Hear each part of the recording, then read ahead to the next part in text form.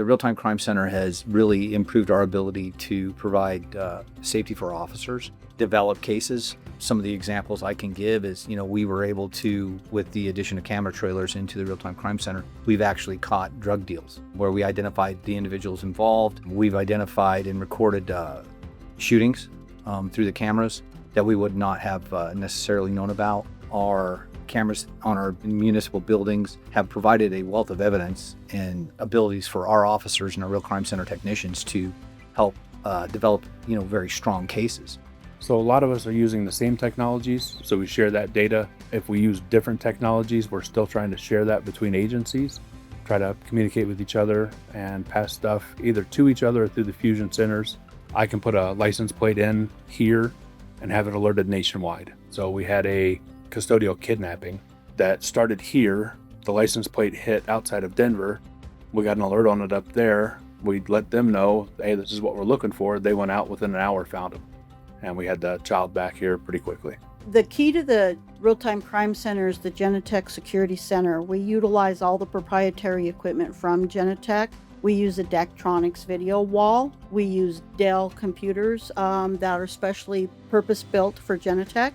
That is the key to the system. We utilize other third parties like Axon body cameras, shot spotter technology for gunshot detection, and we have an extreme network at our core that helps promote and support all those services that the Real-Time Crime Center provides.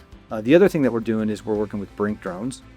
We just stood up our first drone as first responder station, but that's going to be huge for us because we did a demo with the mayor the other day on her podcast where from the location of the station to 4th and Glendale within 30 seconds. So we can get a drone launched and be on scene within 60 to 90 seconds, providing real-time video to our officers and our Real Crime Center technicians who can provide that information to our officers. And it's just huge. It's a huge impact for us. We're really excited about that. We had officers go out on a traffic stop and they aired that the male jumps out of the car and yelled, "Shoot me." So we immediately got on their body cameras. They were behind an apartment complex in a parking lot. So he's got his weapon drawn. We were able to jump on the body cam and air his location and air what's going on for him. One of the other responding officers asked him a question and you could see him come back to go for his radio and we aired the answer to the question and he was able to stay focused on what he's doing, give commands, and we could air that from the crime center to officers responding. And then as he's getting the person in custody, airing all that to officers responding so they have that information live going in. They know what they're going into, they know where they're going. It's safer for the officers, it's safer for the offenders, it's safer for the community. We've been out with the community quite a bit, letting them know what's going on.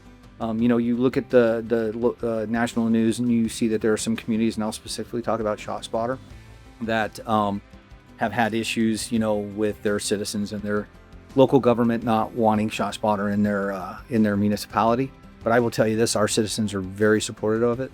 And, I want to go back to, the wealth of the Real-Time Crime Center and what it can do for the community. We've saved 21 lives on calls, call alerts through ShotSpotter that we did not get an initial call from a citizen.